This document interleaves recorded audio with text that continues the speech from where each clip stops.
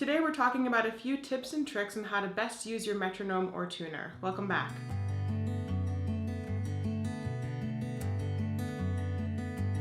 Welcome to the studio. My name is Cassie and I'm a professional violist and teaching artist. So today I'd like to talk about a few tips on how I use my metronome and my tuner in practice.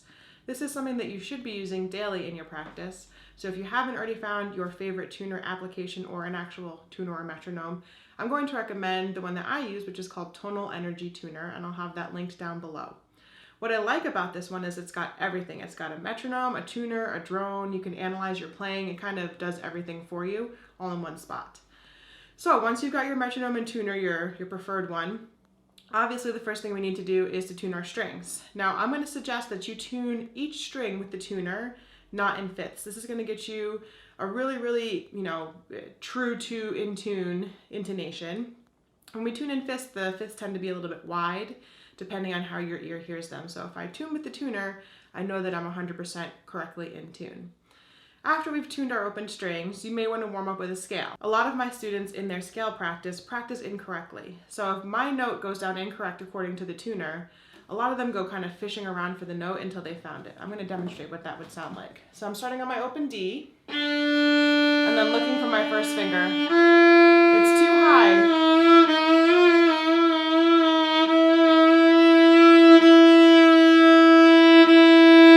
Oh, okay, there I found it. When you do that, all it teaches your finger to do is to go fishing for the notes. It doesn't teach it to be laser-like accurate.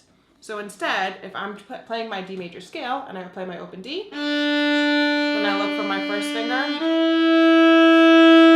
too low, I'm going to lift it off and reset it with the knowledge that my tendency today is that it's a little bit low. So I'm going to aim a little bit higher next time. Aiming a little higher. Okay, that was right on the money. Now, just because I hit it once doesn't mean that I really know where that is. If I can hit it 3 times in a row, then I'm pretty sure that I know where that E goes. So I'll do my open D and find my 1. Okay, that was 1. 2.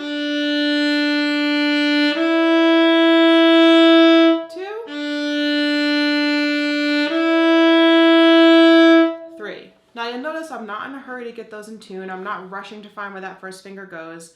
In my head, I'm trying to hear, what does that E sound like? I know that it's a whole step between D and E, and that's the interval of the beginning of happy birthday. Happy birthday. So if you can hear that in your head before you find that E, you'll likely have more success in finding it.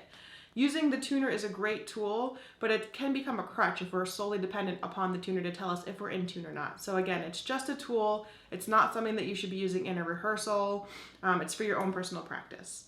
So I would recommend warming up with a scale in that fashion. Let's say that you found your E, you know where your E goes, and then the next note is F sharp, but you keep missing F sharp. I'm gonna just drop my hand. So I'm in playing position, I'm gonna drop my hand, go back to first position, and just see if I can find that 2. I'm not even gonna worry about going from E to F sharp. I just wanna see if I can find F sharp.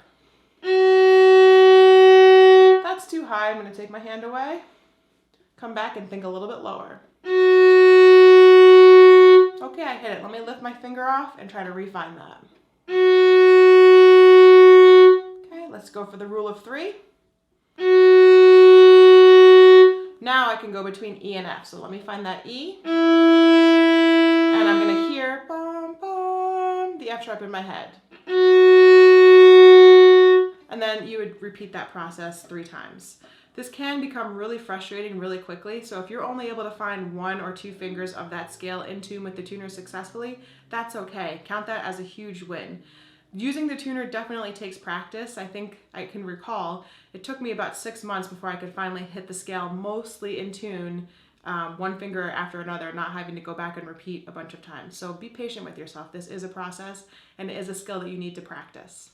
As you improve with using the tuner, we can talk about nuances. So in America, the way that we hear tuning is we use equal temperament. There's a whole slew of different tuning systems that we could use, but we're using equal temperament, which means really each note is kind of sort of the same out of tune. If you've ever played with the piano, you'll notice like, gosh, it's really hard to play with the piano. The intonation is just a little bit different than if I was tuning with the tuner.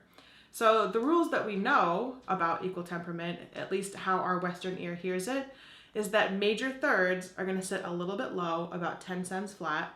Minor thirds need to be about 10 cents sharp. And we're going to adjust based on what some teachers have called expressive intonation. So that means that if I'm playing the 7th, so for instance from D to C sharp, instead of my 7th being in tune, which would sound like this, I'm going to raise it a little bit to make it a little bit more tension building. So that 7th kind of wants to lead to the D. That's why it's called the leading tone. So those are some rules to follow as you're working with your metronome. If you want to kind of implement that, let's say you're working on a piece in D major and you know that the F sharp is the major third. It's going to want to sit just a little bit low. Conversely, if you're in D minor and you're playing F natural, that's going to sit just a little bit high. If you're going to implement that into a scale, you might actually want to use our next item, which is a drone. So if I go to the next spot in my tonal energy tuner, you're going to see that I've got a pitch wheel that has a bunch of different, it has all the notes on it, and I can actually sustain that note. So we're going to stick with D major. I'm going to hit sustain D, and you'll see it just kind of holds out that note. Now if I'm going to practice my scale, D, I'm going to tune to the tuner. This is my major third, so I'm sitting a little bit low so that it sounds in tune to our ear. If it was in tune with the tuner, it sounds out of tune. I hope that you heard that it sounded out of tune anyways. Sitting low. Now this is a perfect fourth, so this has to be perfectly in tune. No beat interference. Another perfect interval, perfect fifth. Now here's our 7th, that's going to sit high.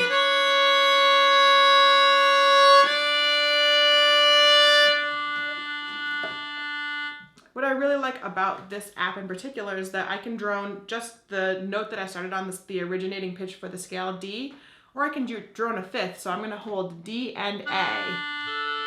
And that really helps me hear if I'm playing in D major or D minor, where those notes should sit. So I'll demonstrate again with that D major scale. Sitting low for that major third.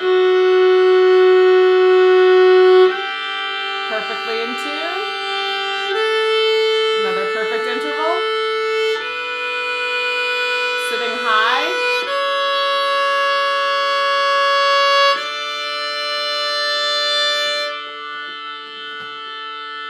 So the really cool thing about intonation is that we could talk about 1,000 different tuning systems, but really for our ear, for the way that we were raised and the music that we listened to growing up, and really what Western classical music does is we use that equal temperament.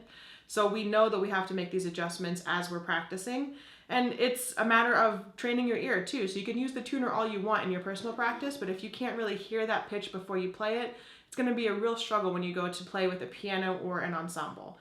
So we're going to use, again, these as a tool in our practice to help us continue to train our ear. If you find the sound of that drone to be grating, again, the great thing about this app is that you can change the instrument. I have it set to clarinet because that's a pretty neutral tone. But another option, which I'll link below too, is there's a CD, back when there were CDs, of cello drones. So it's an actual cello that is just droning these. So it would sound like... So it's a little bit more of a pleasing sound, and it's more of a string sound. So let's say you're playing an orchestra or quartet and you want to really feel what it's like to play in tune with other strings. That could be useful. So I'll have that link down below as an alternative for you. So far we've talked about tuners and drones. Now I want to move on to the metronome. So I'm going to always start my metronome practice at 60, especially if I'm doing scales, because that's a slow enough tempo where I can work on my intonation and my finger placement. So I'm going to turn my metronome on. And usually we're playing with the beat, so that's what we're going to start with. We're just going to do a D major scale, and I'm going to count each quarter note as for one bow.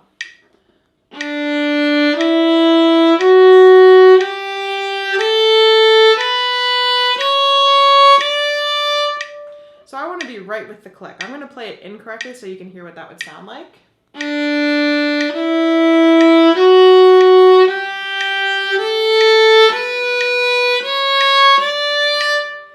As you can see, my bow is not right with the click, and that is our ultimate goal, is to be right with that click.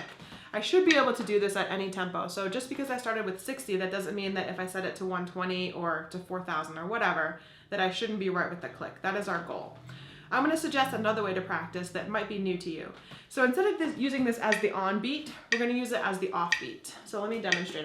It's kind of hard to get this at first, so I'm going to do a count in so you see what that would sound like. 1, 2, 3, 4.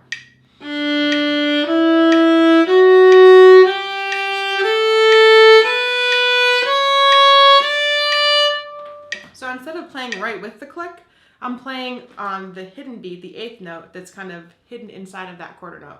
So in my head, I'm thinking 1 and 2 and 3 and 4, and I'll demonstrate that as I play on the off beats again. 1 and 2 and 3 and 4 and 1 and 2 and 3 and 4 and 1 and 2 and 3 and 4 and. So if you're someone who has a tendency to rush or you have trouble feeling those hidden beats, especially in longer notes, practicing with the metronome on the offbeat could be really helpful. So we've talked about how to use the metronome for rhythmic practice. We can also use it for rubato. So I'm going to set my metronome so it only clicks on beat 1. And in between the rest of that measure, those 4 beats, I'm going to try to just meet back on beat 1. So let me demonstrate. 2, 3, 4.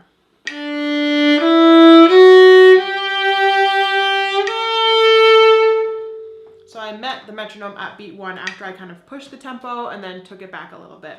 Now this might be easier to practice if you're doing an actual piece of music or a passage that requires you to do rubato. Scales, it's a little bit different because we want to be musical on them, but there is music that gives us the opportunity to be more musical than just a scale. The last thing I'm going to note about the metronome is that it does have a voice option to count the beats off, which sounds like this. 1, 2, 3, 4.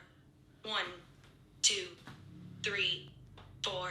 So if you're somebody that has trouble finding what beat you are in the measure, that can be a very useful tool as well.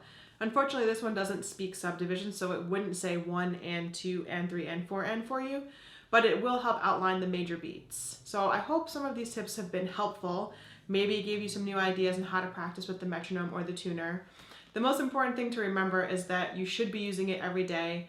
We hate using it because it's right. The tuner's always right, the metronome's always right, and we're human, we're wrong. So it can get frustrating, but I want you to be really patient with yourself and just know that every day as you do it, it will become easier. Again, it took me about 6 months to use the tuner successfully, so don't feel bad if you don't get it in one day. As always, thank you so much for joining me today. If you have a tuner that you really love or a metronome that you really love, could you put it in the comments below? Because I'm always looking for new tools to refer my students to and to share with our community here. So thank you guys so much for joining me again, and happy practicing.